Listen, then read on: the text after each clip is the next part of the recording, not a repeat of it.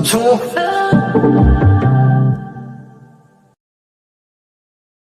Good morning, good afternoon, good evening, roadies. It is a Spurs podcast.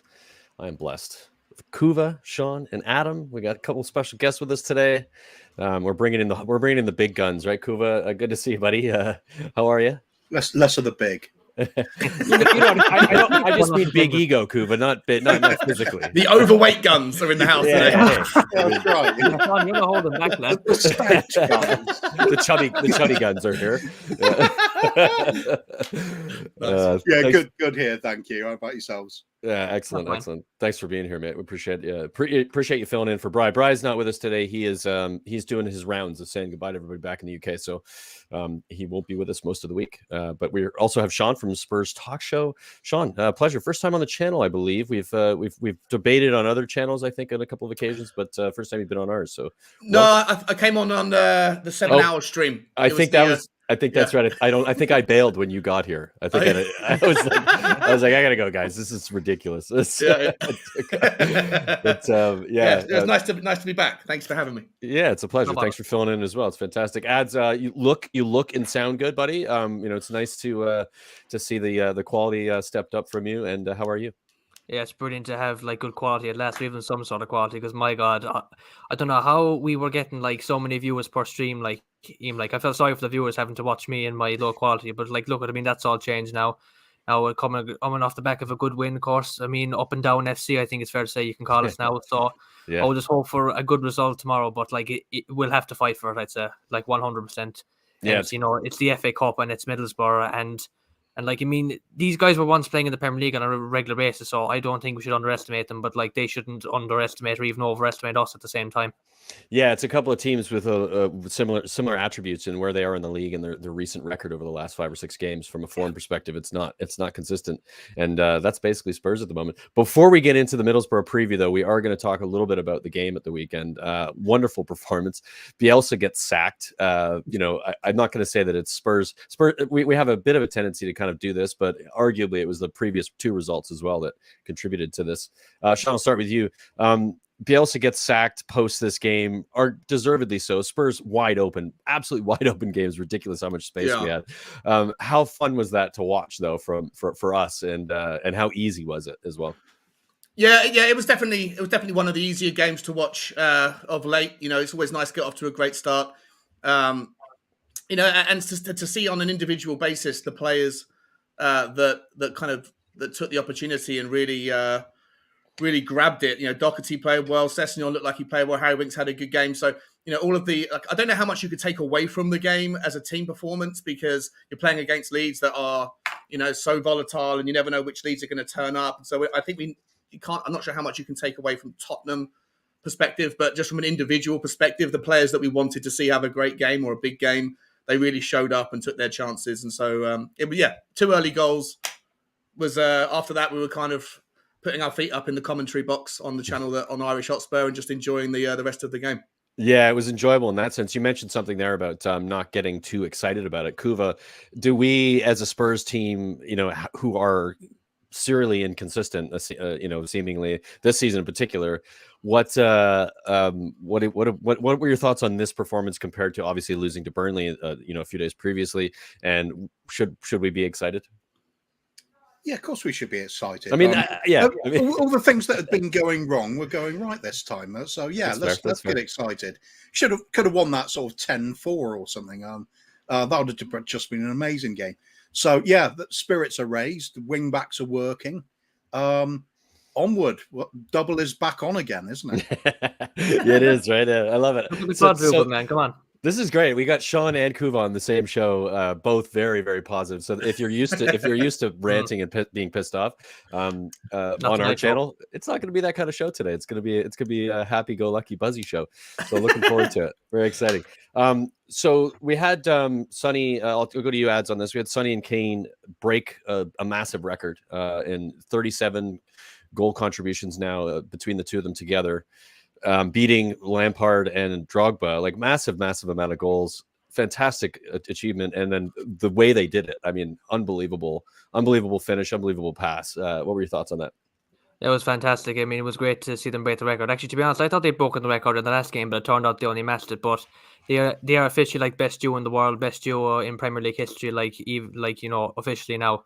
I mean, like, but we've known that since like for years now that they've just been like an absolute elite partnership up there. And I expect them to go on and have even more goals in that amazing partnership they had. It looked like for a while actually at the start of the season that it had faltered a bit, especially with Nuno being here out of his depth. Unfortunately enough, I mean the system seems to be broken then. But since Conte has come in, he's slowly but surely like rejigged it. Did put some energy back into it, and now both Kane and Son have found themselves on the score sheet again. Which, in all honesty, like I'm just so relieved, even if anything, just to see both of them scoring and to see both of them just linking up again. And it reminds me of because it reminds me of when actually Jose was here, because say what you want about him and what happened when he was here, but the two of those, like Kane and Son, were just elite levels above everyone else, even the likes of Højbjerg in the team, even when like he was there. So I'm glad to see that happening again. Yeah, Jose was the first guy to. Sorry, Brian. Jose was the first guy to ask Harry Kane to sit deep, right? To come back to kind of play that 8 role and the 10 role at the same time. And it's been a while since he was employed by Conte, but it looks like it's a mechanism now that allows us to be able to break teams down that are stubborn or that are open. And so you got to give Jose a bit of credit for that, because I think we haven't tried that. Or no one would have thought that Kane would have played that role before Jose asked him to.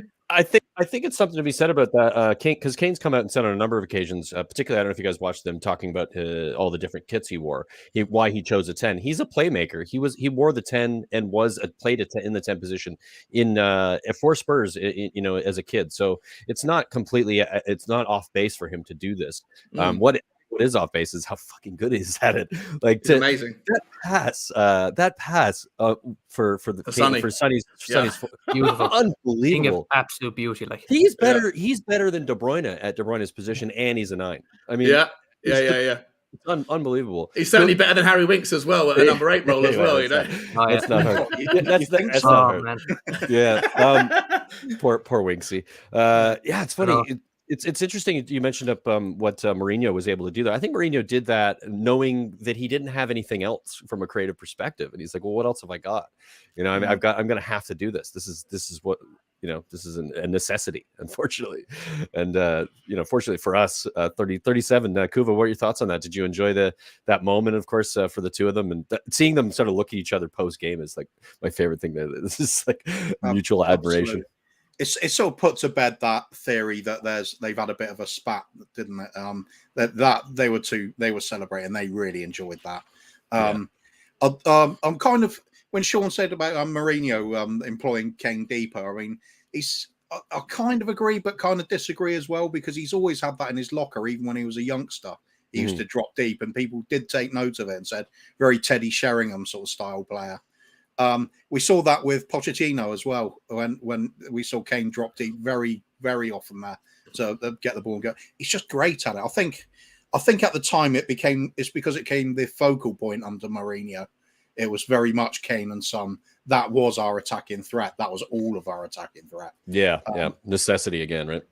Absolutely. Yeah. But I mean last season, how can you beat that? Golden boot and top assists in one season. Amazing stuff. I think Phil Lattis pointing out in the comments as well, it's great that Kane's got 19 of those goals and Sonny's got 18.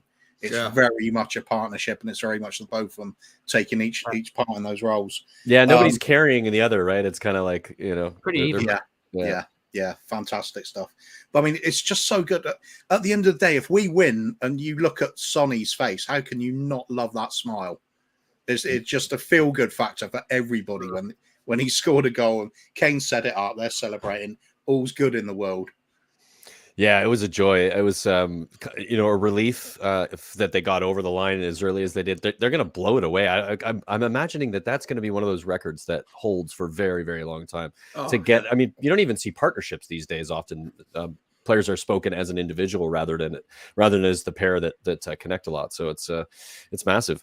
Well, how long are they still going to be at the club together? That's what it'll come down to. 4 or 5 years. I mean, could be. They could be double a very it. long extension on that record. Yeah, they could double it. Imagine that. 60 odd times. That'd be nuts. A couple things about this game, obviously, was reaction from the team in regards to Conte's comments in the media and what had happened post Burnley.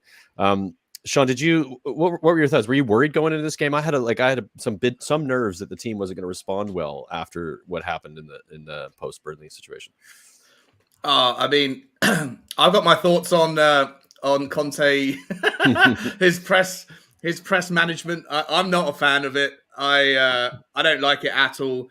And I don't know how much time we've got to talk about this particular talk topic. about it. Talk about it, man, if you want. I mean, we spoke about it quite a bit, but I haven't heard your thoughts, and I think I agree with you probably more than I agree with most other people, because I didn't like it either. But I'd love to hear a little bit more about that.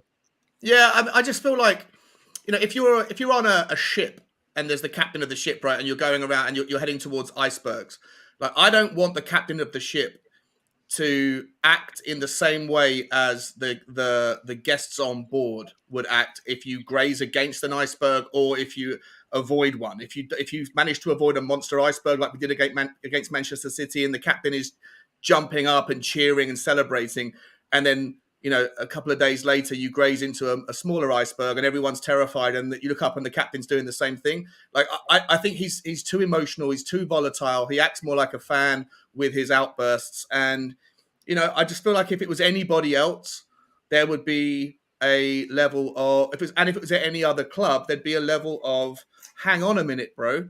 Like, What are you doing? What? Are you were saying? you and I were a bit back and forth in the comments about this, right? Kind of, I think, in that stream at the weekend. Yeah, I put a couple of chats across to you guys, and I just think that he's a great manager. He's arguably the best that we've ever had on paper, at least. I haven't been that impressed with him since he's come in, right? Like, if you think about the fact that apart from the new manager bounce when he came in and had the unbeaten run in the league, he did oversee. He was in charge against the most embarrassing night that Tottenham have ever had in Europe. We barely managed to beat Watford. We couldn't break down Southampton away. We lost at home to Southampton and Wolves. We lost to Burnley. I've questioned a lot his tactical choices, playing Doherty at left wing back. I know that there is a team there that isn't good enough, but what is the role of a manager if it's not to find, or a coach, if it's not to get the best out of the team that you have? And he knew what team he was getting when he moved into the role only 3 months ago. Can't do anything about it now until June. Mentioning all these things, I find them unhelpful. And then the volatility, that the saying it, the backtracking, the saying it, the pulling it back, the corrections, all of that stuff is a distraction. I don't like it. I think he should, at £14 million a year, I think he should shut up a little bit more, get on with the job. We're in the media for bad reasons often enough. We don't need to add to it. I think his management of the press is weird. I'm not a fan of it at all. It's weird. It does seem to get him results from owners, though, and I think there's been sort of history of that with Milan, when he kind of came out, did basically the same thing, and then the owners went and gave him what he wanted. And so maybe that's the tactic. I mean, I don't necessarily agree with it as well. I don't think it's good for the squad. I was worried going into this game against Leeds that they were going to come out and not be comfortable, because they were going to be so worried about what he was going to do afterwards, because that's often the case, right? Like, if I shit the bed, if I screw up and the manager calls me out in the press, or because we'd seen it with Mourinho, it's just that drama that is added to an already very dramatic, difficult situation at Spurs as it is, with this rebuild that's been going on for however long it's been going on for, and finally finally maybe getting done to some extent. So I was concerned about it. Kuva, what are your thoughts on it? Do you have similar thoughts to us, or were you like totally fine with it? I know a lot of people didn't seem to give a shit, but. Well, not just for the sake of it, to make a better show, but I mean, I'll disagree personally. I absolutely love it when he loses his. I absolutely love it when he loses his mind. Hysterical outburst. It's like he really is one of us. He's living every moment of it. Every defeat is the end of the world. Every victory, we're going to win every trophy. It's the ups and downs of being a Spurs fan. It's the real roller coaster team we are, and a whirlwind manager with loads of quotes suit us a bit, out all over the place. It's brilliant. It's so entertaining. I mean, do you want him to sit there like stuffed suit, giving out this vetted little report from straight off the press office? Of course not. Let's not get fire. Yeah, that's a good show, Kuva. I've been kind of convinced of both things can be true at the same time. I think he can still do those things, Kuva, that you appreciate, like the being like a fan, But there's some of what he said, and Adam and I spoke about this in that show at the beginning of it last weekend, was there's the first like 3 or 4 paragraphs where he kind of like throws himself under the bus, and he's like, he just sounds like he's whining it, and it just doesn't come off as being like a confident manager who's going to go on and win some things for you. It comes off as him just being a whiny prick. And then towards it does though. And then towards the end of it, he finally says it all like in a really like beautiful way, and you go, okay, so in the span of like the very beginning of the interview to the very end, he fixed it almost. So I'm gonna give him a little bit of leeway on that. But the way he started, I was just like, "What are you doing? Shut up!"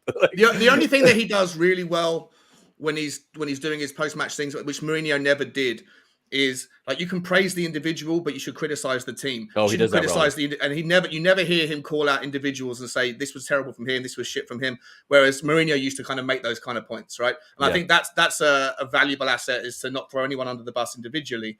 But I just think as a player, you wouldn't know where you are. Like one minute he says it's the best bunch of players as a individual, as people he's ever trained. The next time he's saying, well, the managers change, but the players don't. That's the problem. Like, do you like me or not, bro? It's confusing. Am I going to be here in the summer or not? Well, how do you feel? Tell me how you really feel. And I don't think anyone knows. And it's to me, it's too flip-floppy. I don't know. Regardless of what I think of it, not going cover. I was going to say, I think with Mourinho, it's a case of he's trying to judge the individual character. So if he calls somebody out, it's because he expects them to respond with a bit of fire and a bit of I'll show you I'm not that bad. I'm going to do this. Sometimes it seems to work brilliantly, and he does get the best out of players. But when it backfires, it's a horrendous thing. It really looks bad then. So it's a bit of playing with fire what he does. I think I agree with Conte. It is more of a sort of team-based thing. Yeah, I'd agree. Challenging them all to step up. You know, is he not good enough because this team hasn't done well enough? Do the team just get together behind his back to say, "Come on, we've got to do this for the gaffer"? He deserves better than we did. It's calling the team out. It's calling the board out. Yeah. It's like questioning everything. You know, back me because I'm good. Am I not good enough? Show me I am. Show me that you've got what it takes so I can achieve what I want. Yeah. I'm all for it, but it's not something we've seen before at the club, is it? No, I think it's a rare occurrence in football. Like, there's not a lot of managers who does what Conte does. It's like you usually said, that sort of stuffy kind of in the suit, like canned response that you get, and you're just kind of like, okay, can we just even Poch, when he got emotional, it was still like a canned emotion. He still had to like toe the line or sound like he was towing the line up until that one moment when he said, "I'm no longer the manager, I'm the coach." I think that's the first time in his whole run there that he sounded like he wasn't happy. And that was like 4 seasons in or something. So it took him a while to get to that point. Whereas Conte's like 3 months in, he's already like losing his shit completely. So, it's glorious. There's a couple players that stood up. Ads, we talked about the defense and sort of their response to this, but I would talk a little bit about Sessegnon and Doherty, 2 players that are much maligned in the Spurs fan base. I don't get the Sessegnon one, partly because I don't think he's played enough in a Spurs shirt to really have a judgment. He went on loan for a season, and he was injured for most of his first season when he first came. This is 2 seasons in, and he's played like probably 3 games of football in total or something like that. A very little amount of football to base it on. So I think that's misguided, and I think the Doherty one is on point. He's been shit since he's come in, but he's had a couple of moments where you've seen him start to do the things he was good at. Particularly, he did it in this game as well. Adam, what were your thoughts on the performances of those 2 players and how they're so key for what Conte does, right? His system, whether you're playing 3 at the back, 5 in the midfield or 4 in the midfield, those wing backs have a lot of work to do. They finally looked like they knew what they were doing in this case.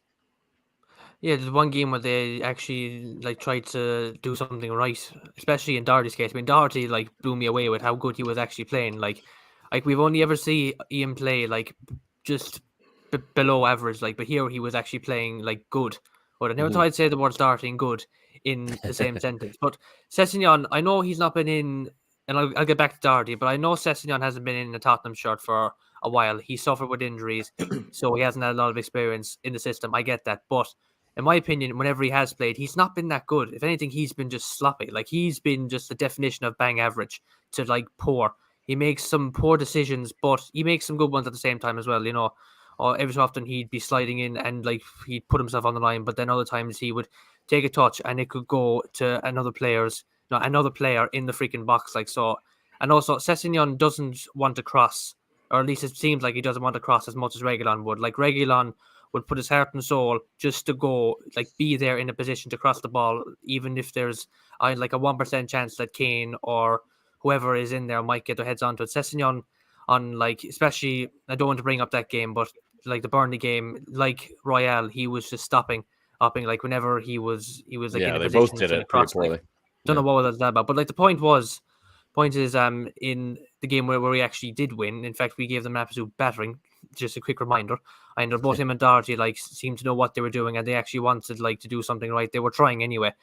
And going back to Doherty, like, again, absolutely, like, if anything, I just feel like relieved for him. I feel happy for him that he actually got a good game under his belt, and he did get a goal, didn't he? In fact, I think he got like one of the first goals. Yeah. So And an that was assist, a huge Go, weight. goal like, and lifted goal and an off Goal and his assist. shoulder. assist. Yeah, it was Goal a and great. assist, It was yeah. a great performance. It was. Huge weight lifted off of his shoulder, and on top of that, a solid performance. And I think he even, like, Conte said at one stage, right, I'm going to take you off because you've earned your rest, and he did earn that rest because remember he bought Royale along then. And you know what? I actually want Doherty to start the next game now so he can keep this momentum going because, I like Royale. I think most people will agree with me when I say I like Royale defensively, but attacking, nah. I mean, don't even try it. Yeah. Like, I mean, there's only once a season when you can have a fluke cross against Brighton in an FA Cup match. Yeah. I actually thought I thought the game before we would see them switch. I didn't expect. I thought we would see Doherty start against Burnley because of trying to break them down. I was just surprised that you need somebody who's going to be able to cross the ball, and Royale struggles with it. So I was surprised by that. Kuva, what are your thoughts on the difference in quality between these two players in that position? Are we seeing Conte's system start to pay its dividends? Because that is a very important part of what he does. Well, one thing I've maintained all along with wing backs, well, for a few things. Firstly, they're polarizing amongst fans because how do you view them from their defensive point of view or from their attacking point of view? For me, in this sort of system, it's all about the attack. They've got to play like a creative winger. Mm-hmm. And Doherty can offer that, and Emerson can't at all. So there's at least like literally the only choice we've got is Doherty at the moment. What I think's helping is the fact that Romero's back in the team. And he's got the sense to be able to cover that right back area. And when you see the likes of Højbjerg or Bentancur or whoever else happens, I think Winks was doing that a bit as well. Gasp. He was actually going across to just physically be there to offer a bit of cover in that area. So Doherty did not have to worry about chasing back for the ball. He could just get bomb forward consistently. He didn't have to run back all the time. He didn't have that at the back of his mind that he's always got to stay a little bit further behind where he could go. Because he's got to get back for defensive duties. On the other side of the pitch, same with Sessegnon. It was a much more noticeable, I thought. Ben Davies was getting out much more towards the wing, and Højbjerg was going out there as well to fill those gaps, give us a bit of solidity while Sessegnon got forward, linked up with Sonny. It was really working. I think that was what was so pleasing about that game. Yes, Leeds were kamikaze. Yes, they're so wide open, it made it easy for us at times. But we did see how Conte wants the team to work. It was a clear blueprint of what we can do going forward. And it is getting those fullbacks involved. It is getting the wing backs right up there. I think he was even quoted as saying that was like the hallmark of his team. It's one wing back crossing for the other wing back to score. And when you see that, things have worked. That highlights the difference. So yeah, it's little adjustments within the team, little personnel changes around them. But mostly, I think when it comes to Emerson versus Doherty, it's because Doherty can offer something going forward and Emerson just can't. Yeah, it's true. Doherty, we know that he can do it, and we know that he can do it in the Premier League in the right system if the system is going to work around him. And I think we're starting to see that. And he looks comfortable getting forward. He does have a good cross, great finish for his goal. He's a good forward player. He's not super smart defensively. Sean, do you think we got a bit lucky playing against Leeds though? Like Kuva said, because they're so bloody open, it was so easy to do what they'd been probably training to do. It looked like they were almost training when they were doing it because it was just so easy. Yeah, so in terms of Kuva's point, Kuva's absolutely correct. If you look at the hotspots of where the players were during the game on the stats websites, you can see that Romero was essentially playing what looked like a right back role. He was hugged against the touchline for the vast majority of the game. Same with Ben Davies on the left, which did allow Doherty to move forward. And obviously we weren't threatened through the middle because, bar a couple of chances for Leeds, one where they hit the post and obviously then the free kick at the end, but Leeds didn't really create too much. But I did just want to point out, for me, I think at the moment there's a little bit of a conflation because Matt Doherty had such an amazing game and because Sessegnon contributed early to the first goal. Suddenly we're talking about, two wing backs that played brilliantly. But I know stats are only half of the story, but if you do look at the stats, Sessegnon's contribution was woeful apart from that first minute.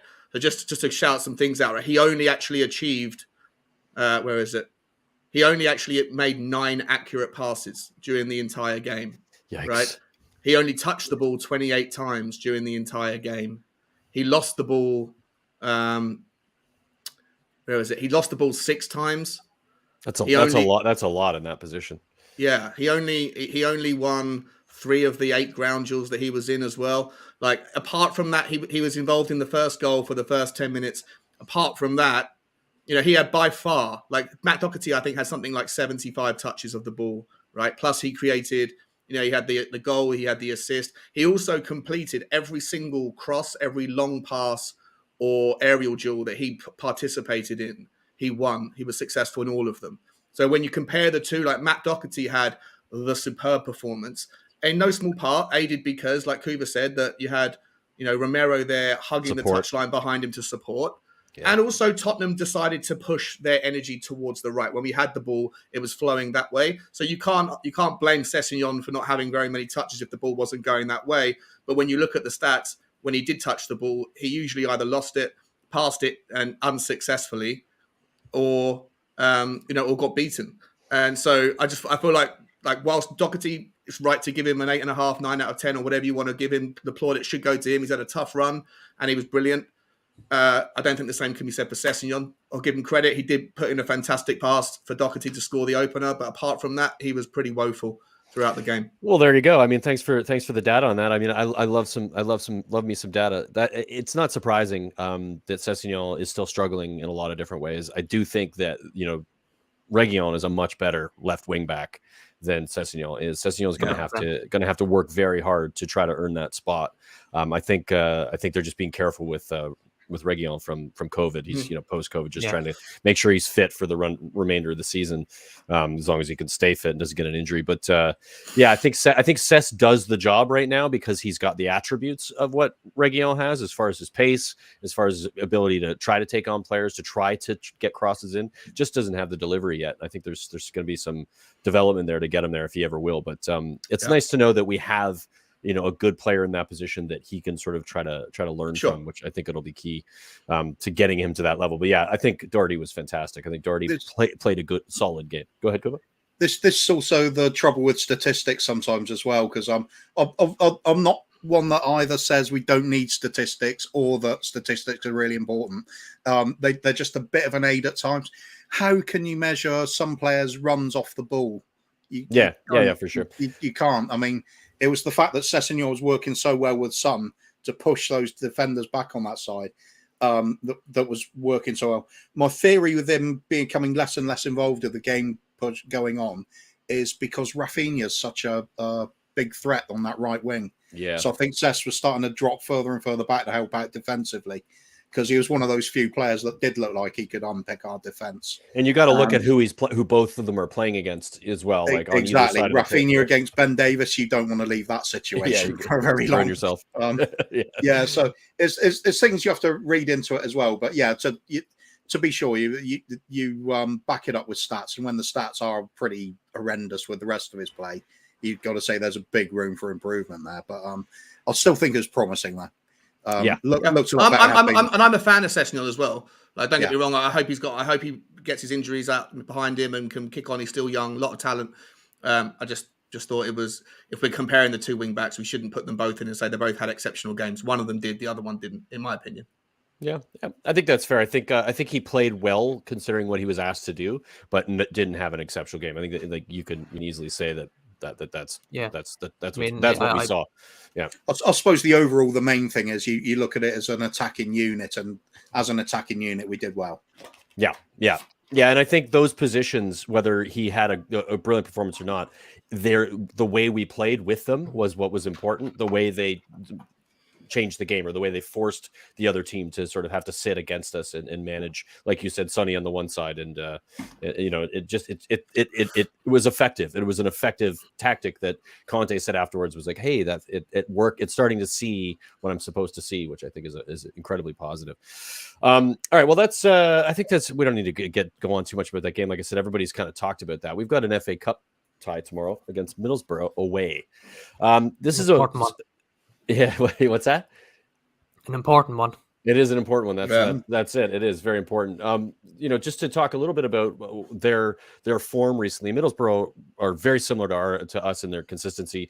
Their last 6 games: win, draw, win, loss, win, loss. So our last 6 games: win, loss, loss, win, loss, win. So you're looking at 2 teams basically in the similar position in the league. I think we're in 7th, they're in 8th, and they're not an easy team to beat. They've got a very strong side. They're trying to, obviously they got a good manager as well. Sean, you were talking about that a little bit before we started. What are your thoughts on Middlesbrough and their management and the type of football we should expect to see? No, I really like Wilder. I think he's someone who, it reminds me a little bit of like a Dyche, in as much as he loves playing against bigger teams. He loves figuring out the way to unlock. Like, you won't see him play. You won't see him pick the right style or the same style. He's not a manager that goes, this is the squad, this is the playing staff, we're going to play this way every week and then just set up against the defense. It's one of those, we'll change the strategy where we have to. If we ask someone to come deep, if we want to go wide, obviously it's all at a lower level in the Championship. But if you look at them, especially on their home, they've won 5 of their last 5 at home. Yeah, their home record's very good, isn't it? It's incredible. I think they beat Coventry, Derby. I think they've beaten I forget the other 3, but like in all the games, it's entertaining games, usually high scoring. I think it'll be a really fascinating match, and I think that they've got some players that could cause us a lot of problems. They also, whilst I think their 2 front men have got like 8 goals each as their top goal scorers, if you look at across their last 6 or 7 games, maybe like 7 or 8 different goal scorers have contributed for their, into their scoring, right? They got left backs that score, right backs that score. Their midfielders often pop in and contribute as well. So it's not going to be an easy game. And I just think Wilder's the sort of person that he's going to find something that he can exploit in the Tottenham, and that's what he'll be talking about. Today, last night, that's what he'll have been planning for.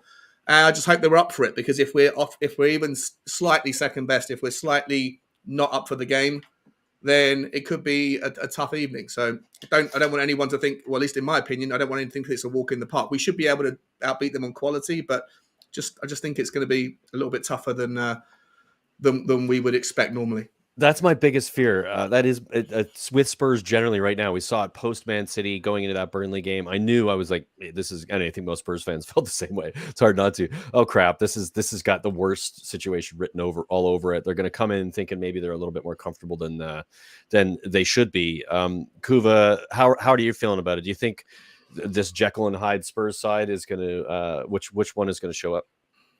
FA Cup away in the Northeast. We do not do well in the Northeast traditionally. Chris Wilder, as Sean's already pointed out, I rate Chris Wilder as one of the best up-and-coming managers in the league at the moment. What he did with Sheffield United when they got promoted.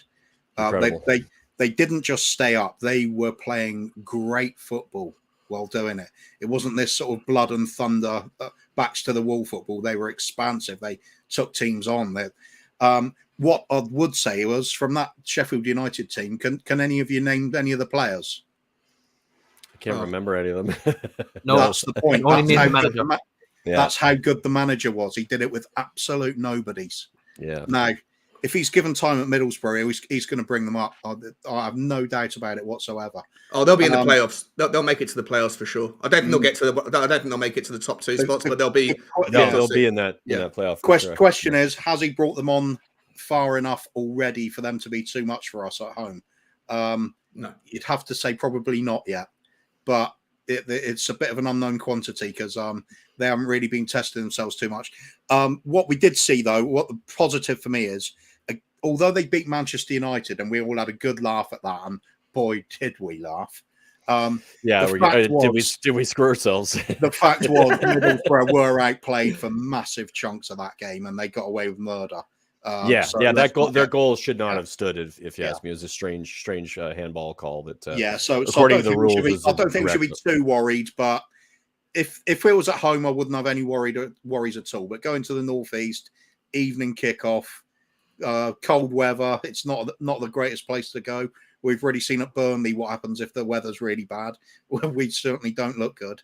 If that happens again, could spell a bit of trouble. This is a potential banana skin. You can't avoid seeing that there. It's one of those ones that could turn into a very nasty game or a very good win. If it's a very good win, the momentum keeps going, doesn't it? It does. I just wonder how Conte is going to approach it. I mean, I guess we're looking at a scenario with this squad now, and Adam, I'll come to you on this. Who plays? Is he going to go just full on straightforward? I mean, why wouldn't you with his best 11? Does he have a choice not to in this cup game? Does he just say, screw it, I'm gonna do what I have to do to get the win and just play everybody who you'd expect him to play in a Premier League game?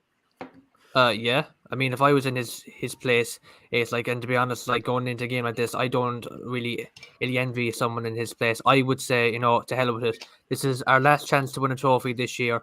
This is our only chance left. We have to go over, just go full throttle now and put out our best squad possible. But on the flip side of that, we have to be real here and look at the risk of injury, especially to someone like Sessegnon if he plays over regular. We know how susceptible he's been to injuries. And we need at least two players. We need our main player in that wing back position because it's so crucial to the system, and we need a backup player. And if one of those gets injured, then you're just lumping all the pressure onto one player. And if he gets injured, it's like a lot of it has gone to shit. So I think he maybe should risk putting the first team out. But you see, say I'm gonna drop two situations here. The first one is if we do what we did against Leeds, which may be unlikely, but live in hope, and that's in we close the game down very quickly. We just go 3 up before halftime. If we did go 3-0 up in that game before halftime, I think we did.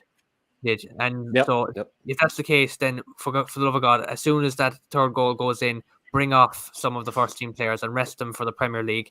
But then in another situation, in which is almost the opposite, in which we are 0-0 or God forbid losing, he can't really take off anyone from the first team unless of course he maybe uses Kulusevski or even Bentancur, or if he's trying to ease him back into the squad after injury as a super sub, one of the two. But that he tried that against Burnley and it didn't work. So yeah. Conclusion. Bentancur's not fit yet, is he? Yeah, no, he's not. No Skip, no Bentancur. Twice and if. Yeah. Oh, yeah. Okay, sorry. Yeah, I think there's a chance, but I'm pretty sure it was ruled out today in his press conference. We had three of the kids on the bench against Leeds. Do you see Kuva, any of them starting, or is it, what Adam said? Is there a chance that we might see them? If we get up 2-3 goals, that we might see them get a proper run out. We surely can't see them starting because it's a difficult place to sort of throw them in at the deep end. Same as it would be in away at Leeds. We know Leeds were bad and everything, but it's still a very hostile environment. There's too much riding on this game to risk it early on. I'm agree with Adam. I think you wait and see. If you go 3-0 up or something, then you can start thinking about bringing players off. Unfortunately for us, this game is the one that comes after the shorter gap. Because we played Saturday and then Tuesday game. You've just away games as well. It's difficult. I think we've got to carry on with the full strength team from Saturday and just manage them. Conte will see who's fit, who isn't. He's going to get a good sense of that when they do a bit of training. If anybody's got a little bit of sore or running with the risk of an injury, he's in a difficult situation if it's some of the midfielders, because we can't lose anymore. Skip has now become important. Whether we like that or not, we need him fit. Yeah, I like it. I mean, I think he's become important because his quality has been, he's been fantastic this season. But we've missed him. The record when he's in the team is bonkers. The difference is insane. Yeah, Sean, do you think we'll see any tinkering at all from Conte, or is he going to keep it tight? I wonder about the amount of time they're going to have any type of plan here. What Kuva just mentioned, sort of the time, like Sunday to Tuesday. There's not a lot of days there to get on the training ground to change or to do anything preparation wise. He's probably got to keep it as simple as possible, right? Yeah, well, I definitely don't want to see a change of formation. Borough go 3-5-2. They've got some fairly strong fellas in the midfield, in the middle of the park. They got a tall guy up front. What's his name? Is it Sporas? I think his name is. Who's their top goal scorer? I think he's from Slovenia. He's like 6'1", 6'2". He's pretty handy in the air. I think from looking into it earlier, I think like four or five of his goals come from the air as well. So we might have a bit of an aerial challenge. I think that's probably where we're going to be, vulnerable like we always are, set pieces. So I don't know. Listen, if you want to, obviously we haven't got any options in the midfield, so we have to stick with what we've got. I don't think you're gonna. I wouldn't have thought be madness to rest. We have got between Tuesday, the next game's not until Monday, so we've got basically a week off until the Everton game. So there's more than enough time to Dick Collins. He's talking about my beard going. I think. No double rash. That's it. Shaving. There you go. Brain's not working for you today. Yeah. So you've got a week to recover, right? So I wouldn't worry so much about tiring the players out. I think the only thing that you might want to change, if you did, you might want to give someone like maybe Ben Davies a break and bring in maybe like a Rodon or something, just to try something out. If you're going to try anything out at all, when is a better chance to try it? I don't know. We got essentially, if we want to finish top 4 or top 5 or top 6, and we want to go on an FA Cup run, then every single game is vital. I don't know if there's a time to be able to change things around. Like I say, we have got a week break, so I think you're going to find it pretty much as it was, if I'm honest. Yeah, I can't see a heck of a lot of changes either. I think Conte has done that the last 2 Premier League games in a row, and I don't see him wanting to change it in this case. I think there's a certain amount of trust he has, and then beyond that, it's a massive risk. He just doesn't know, right? I don't even think he knows, because some of these players haven't even had a chance to play in the Premier League. They showed some good stuff, in preseason and some of the Conference League games. There was some. You could see some of the quality, but again, that's different. This is a tournament that we have to get to the next round in. We have to put ourselves in this conversation to try to win this trophy. Even though Conte comes out and says, the things that Conte says, which is you're like, what? Come on, get behind it. Come on, it's confusing. You're confusing me again. You mentioned something, Sean, about where we think we might see them sort of attack, and I think you mentioned the set pieces. The Spurs during set pieces were a bit of a mess, it seems, for some reason. Yeah. Even with Dyer back in the team and Romero back in the team, it still seems like the organization isn't there that you'd expect from a Premier League team to be able to deal with balls into the box, because it's basic stuff, or at least it should be. Beyond that, I mean, you can speak about that a little bit as well. But are there any points of sort of where we might see them attacking us, whether it's the wings or down the middle, maybe down the middle, because we'll be less one midfielder in the midfield? What are your thoughts on what we would expect from them as far as their attack's concerned?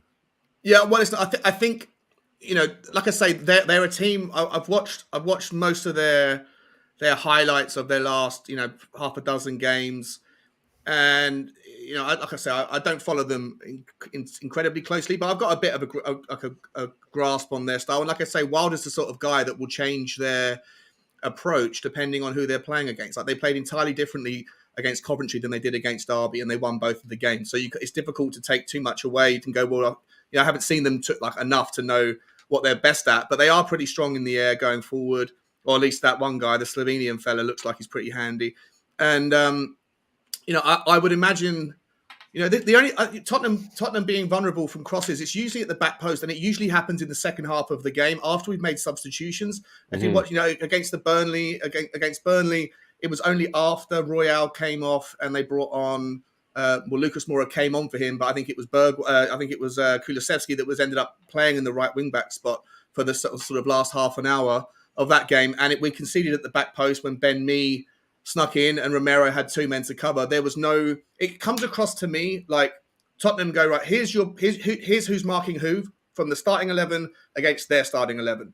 He's your guy in the corners or the free kicks. But as the game goes on and we make changes and then they make changes, suddenly there's a different 11 on the pitch, and I feel like Tottenham don't know who's marking who after the starting 11. That's so Sunday League, though. I mean, come on, you're supposed to like immediately pick. Okay, that's my guy. Yeah, I know, but it seems like we are more vulnerable late, like we were against Southampton, we were against Burnley, or not against Wolves, against who was it before, Chelsea as well. I think that we are vulnerable to crosses, to free kicks, and not all Southampton the time. was the worst one. I mean, Southampton, we lost two in the last we got 5 minutes, right? Butchered by Ward-Prowse's crosses into the box.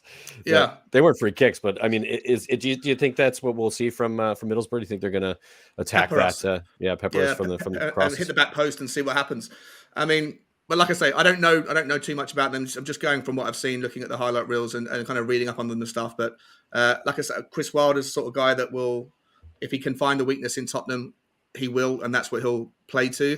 And I think it's obvious to everyone that watches Tottenham that the weaknesses are in the air, vulnerable, from set pieces, late on headers, and so interestingly, that's what I would do if I was him. Yeah. Interestingly, too, Wilder knows this squad of Spurs players for the most part, even though he hasn't been coaching in the league for a season and a half, because we still have most of the same players.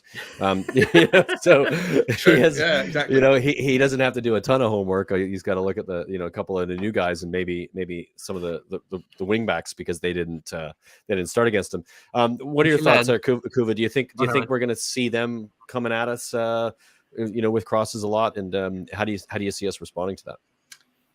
They're at home. It's the FA Cup. They got nothing to lose. Of course, they surely got to come at us. If they sit back and just go out, they're just going to be kicking themselves about not having a try. Their fans will forgive them if they go down. Play into us though. Like, we need them to do that if we're going to be functional. You're shit when a team sits deep. That's why I think we're going to get through it. It is maybe. Literally for that reason. Because if they're really giving it a go, their fans will be happy with them anyway. Even if they lose 3-1, 3-2, something like that, and they've really given us a game, they're going to be going home happy anyway, because they're not expecting a win. That Man United result really was a fluke, whether we like it or not. It was enjoyable, but I mean, the thing about Man United too is Man United don't have Harry Kane and Heung-min Son in their team. So they can create all the chances, which they did in that game. They created, I forget how many chances, like 26 chances, and it was absurd that they didn't win that game somehow. But that's United right now. I mean, we saw them against Watford at the weekend, and they struggled. They couldn't score, create a number of chances, missing sitters. Ronaldo looks like he's 37 finally. They haven't really been creating a ton. Whereas when you come against Spurs, how many shots on target against Leeds did we have? Or how many shots? I think it was 8 shots, 6 on target, 4 goals or something like that. I mean, that's efficiency. So, we should, if we approach the game that way with that type of efficiency, and we have any space in behind them, we should own them comfortably, I would think. Adam? So, like, going back to Paul's comment, and like he has a point, I'll bring it up. He says, I think it'll be more of a Burnley type game as opposed to a Leeds one. I really, really hope not. Like, and I hope Brian and what you just said there will come true. Like, and we can hopefully close them out as soon as we can, basically. But I think this will be, like, in terms of toughness anyway, more on the lines of a Burnley game rather than a Leeds one. I doubt Middlesbrough will be as easy to open up as Leeds, even though they're in the bloody championship, which is crazy. Like, when you think about it, but just from the manager alone, I mean, I'm going to admit I didn't know a lot about Middlesbrough, and that's an understatement.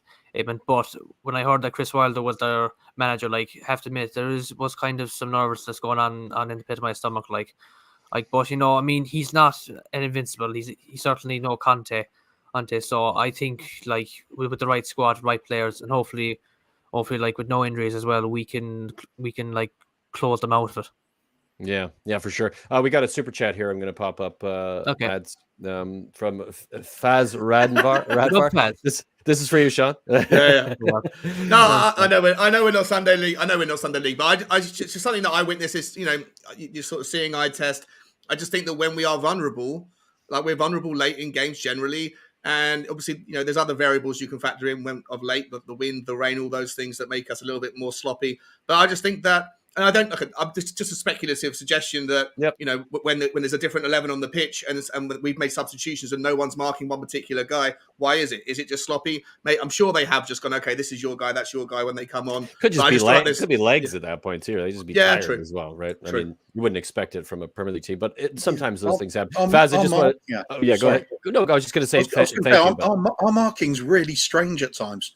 I mean, when I look at it closely, there's times against Leeds they had a free kick, and we had this perfect line of every player in our box waiting for it to come in, and then the free kick got taken, and they all went back in this perfect line, and you think, what are they doing now? Is this zonal, or are we picking up man for man after all?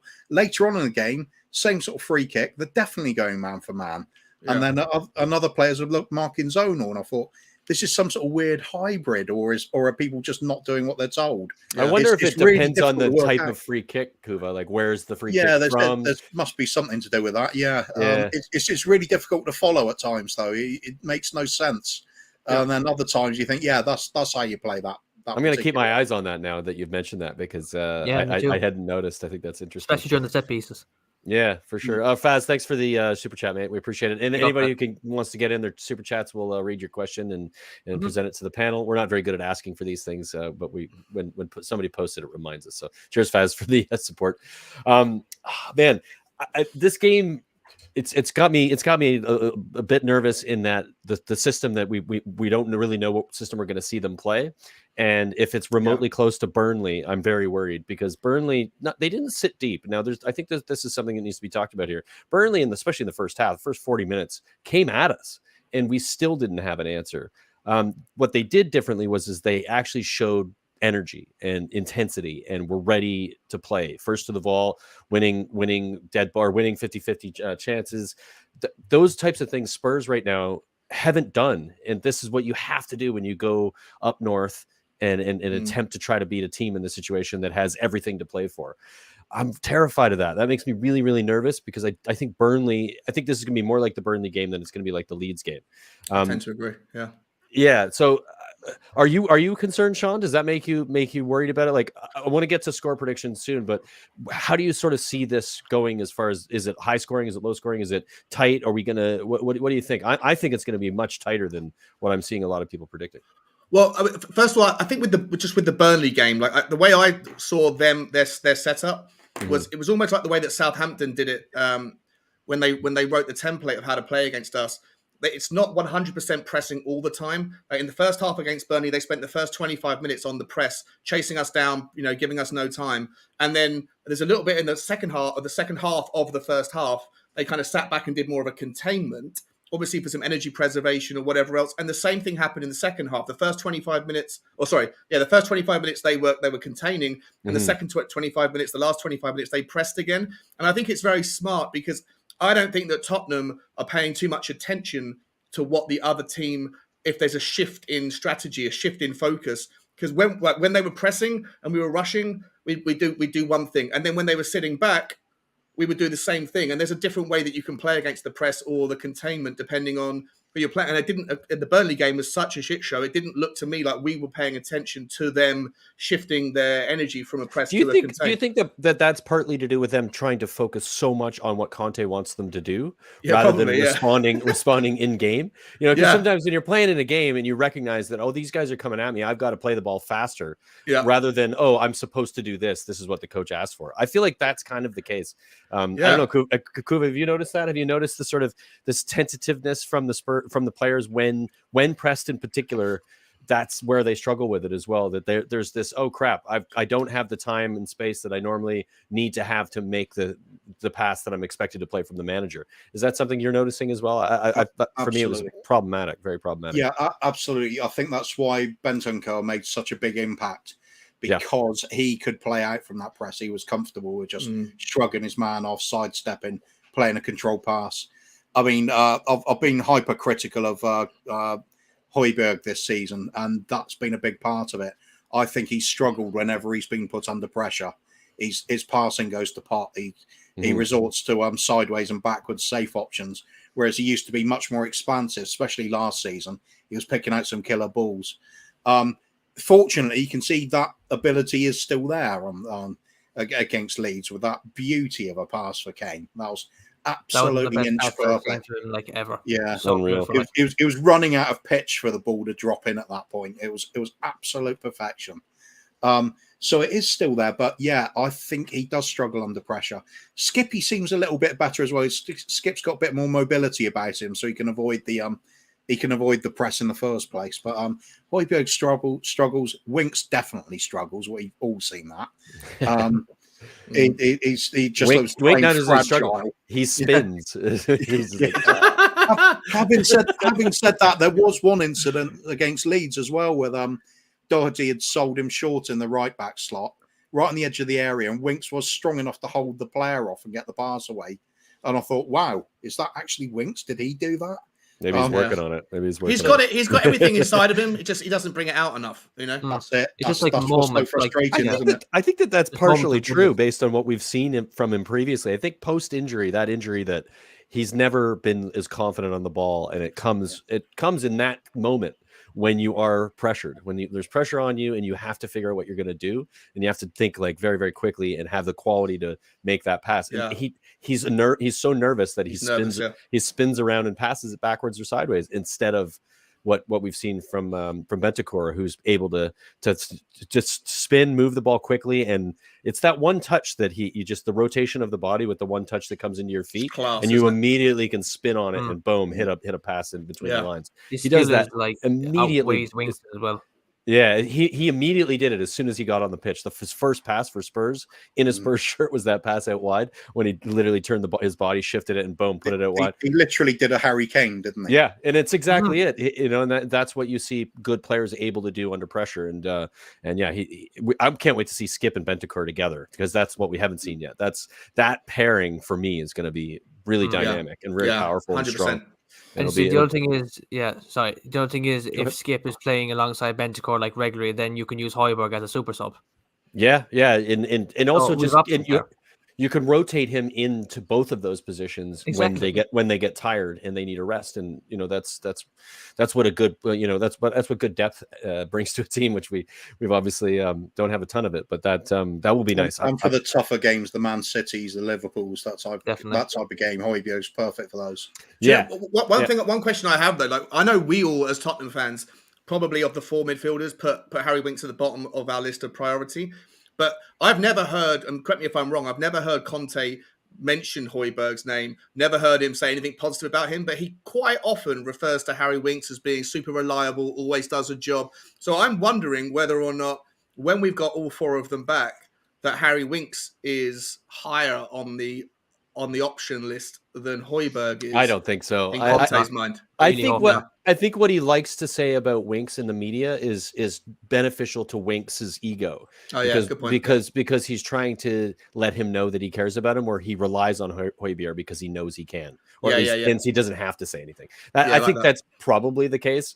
I mean, we know how good of a coach he is. He's not sitting there watching those games going, "Oh, Winks is better than Højbjerg." I mean, maybe Winks is better at some things than Højbjerg, but Højbjerg's effort and his ability to break up the play is always going to be incredibly valuable. And Conte always needs that in his teams. It's a necessity for him to do what he wants to do and to get the ball to those other players. 100%. There was something, an incident. I think it might have been the Wolves game, where Conte had absolutely lost his rag. He watched Højbjerg trying to play another ball down the middle, another one of these long, hopeful punts down the middle. And he absolutely lost his rag. I think he might have even kicked some water bottles over. I love that. And then he just pulled Højbjerg straight off, but Winks on. Yeah. So you could tell there are things sometimes Højbjerg does that Conte does not want. So I wouldn't be surprised if Winks gets the nod on that. Because that's a good show. Yeah. Do you think that maybe he's a bit too hard on Højbjerg then and too lenient on Winks? Possibly. Maybe. Yeah, I could see that for sure. I could see it's a little bit of both. It's such an interesting one because you don't really know what he's thinking based on his actions, right? Conte in particular, like what's he trying to do here? What's he trying to get out of his players? I'll have to do my analogy again on Harry Winks, I think. Harry Winks, the reason for playing him is if you're starving hungry and you're standing at the kitchen door, you've got a whole packet of spaghetti in your hands and there's a boiling pot on the stove, and you throw the whole lot in one go. And there's about 8 or 9 strands go into the pot, and you've got just enough to cover a piece of toast and have something to eat. That's Harry Winks. He can do something, but there's so little of it happening. That is an incredibly abstract analogy. But it's great, though. I love it. I love it. It's fantastic. I'm never going to forget that. Like, yeah. Nice one, Kuva. Well, let's talk about scoreline then. We were Kuva. We were just talking about a little bit about what we might see in the game. Do you see this being an open? Do you see a lot of goals, or were you looking at like a 1-1 or a 1-0 going to extra time? You know, there is extra time, right, in this fixture. I mean, should I do score prediction as well? Yeah, do one at the end of it. Okay, right. Well, first of all, I think this is going to be a hard-fought game. It's a cup game. It's traditional cup game. Big name Premier League team going to a lower division team at their place. Cold night, end of February. It's got the potential for shock all over it. It's also got the potential for job well done. Come away with a victory for us, sort of thing. So I don't see this being easy for either side. You know, it's not one you can say we're going to cruise it. Definitely not. We're not at full strength either. That helps. That doesn't help us. And the fact we've just come off that league win and another away game, that's going to take its toll as well if you're constantly on the road. Yeah. It's going to be difficult. All right, score prediction then. I'm going for 2-1 Spurs. 2-1. Sean, you know, obviously we sort of discussed that what we might see in the game. Scoreline wise, open enough that there'll be more than one goal on either side of it, or what are you thinking? Yeah, no, I think we'll ultimately win 2-1 or 3-1, but I think it's going to be. I think the scoreline might flatter us in the end. I think like I said, I think we'll probably win 3-1 in the end. I think we'll just be too good in the end, but I think it will be a hard fought win, and I think that, you know, maybe it'll be 1-1 at half time, and you know, it'll be you know, squeaky bum time. Be quite nervous, and but like I say, yeah, I think at the end of the day, we'll have enough about us to break or whatever, and to get the goal, and then when we're 2-1 up, they'll be pushing everyone forward, and then we go and finish them off late to make it 3-1. But not going to be easy. I'm excited though. It'll be a really interesting game against a tough opposition, and it's a cup night, so it's always fun. Yeah, I love a good cup game. Ads, thoughts on scoreline, open play, tight game comparison to what we've seen recently from Spurs. What are your thoughts?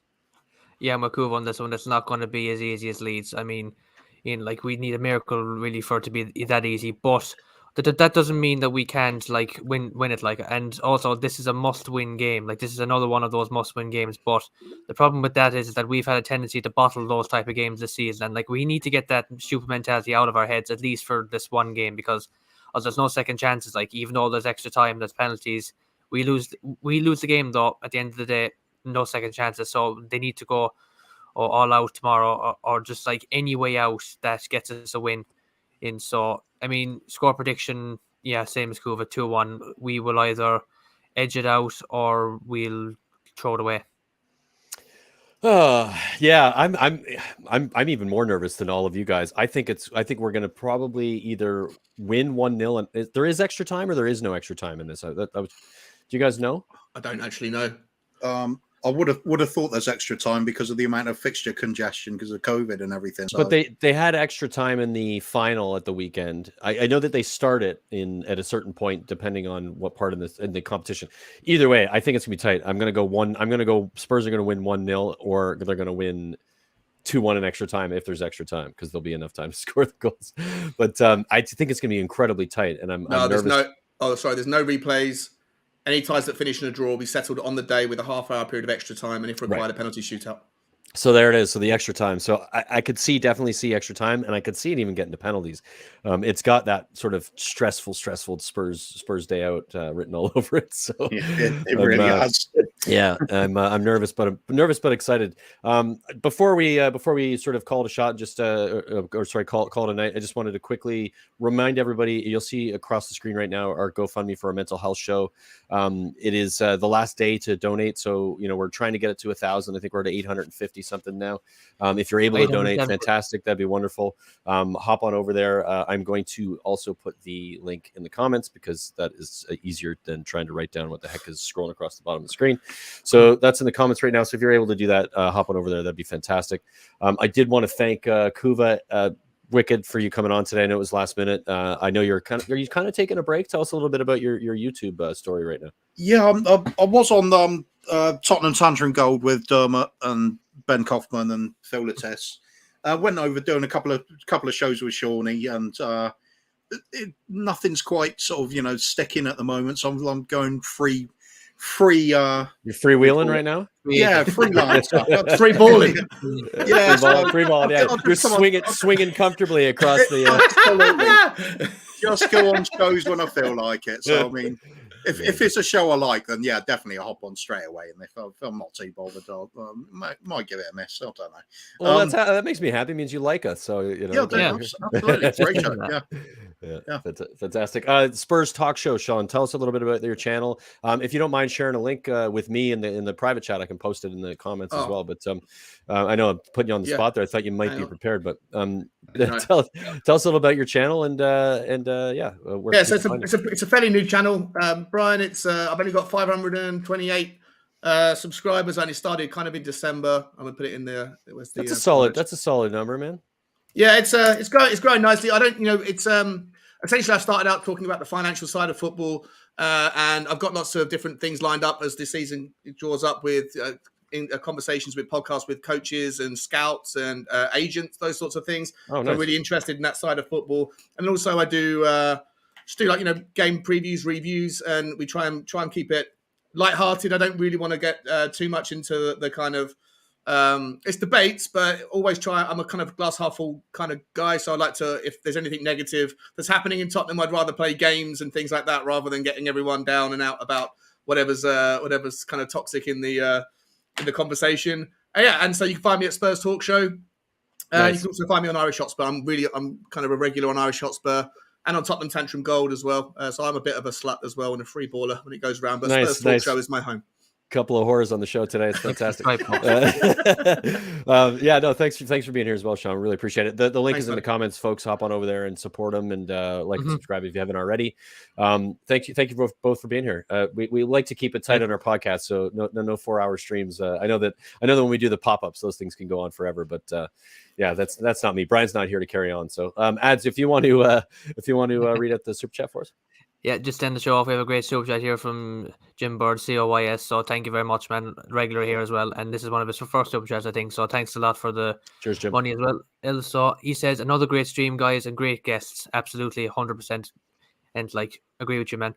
Taking honesty and making complete sense about all issues. Come on, you Spurs. Right back at you, my man. Thank you very much for the kind words. Yeah, fantastic. Thanks for the support. The show off as well. Fantastic. It is a nice it's a nice panel. It's nice to have some sensible people on talking Spurs, not always agreeing, but not necessarily getting into bickering and arguments all the time. That I think Cooper's disagreed with pretty much everything I've said tonight. But in such a nice way, though. with that Cooper smile on his face. You can't argue with it. It's good stuff. You can't take Cooper. I don't know. I think we agreed on more than we disagree on, Sean. Yeah, of course. I know, mate. I know. I love you, buddy. Love you, buddy. Yeah. but where's your hat? Has the dog buried it yet? This is my hat. This is my new one. The other one. Oh, there's she's got 4 or 5 of them in the past, and I don't know. There's, I'm stuck. This is the last one I've got left, so I need to reorder. My dog loves it. She loves my socks and she loves my flat caps. And we'll have to get your dog on the show the next time. Yeah. She's been around. She gets around as well. She's a bit of a community slut as well, to be honest. Oh, nice. Runs in the family, I take it. Yeah. Well, fantastic stuff, lads. Thanks again for you both coming on, and Adam, thanks for being here with me as well. Always a pleasure, buddy. We will be back probably for a post-game show. Not exactly sure when yet. We have to work this out with Brian's schedule. Hopefully, we can get him on. Danny will be back with us eventually as well. He's got some stuff going on as well. But thanks for watching, and we'll see you next time. Cheers. Have a good one. Come on, you Spurs. Let's do this.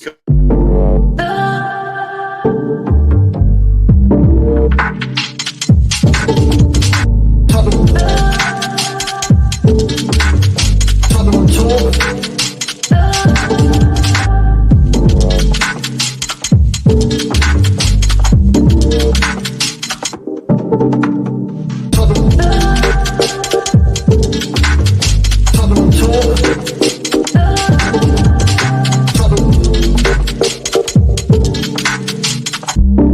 Tottenham On Tour.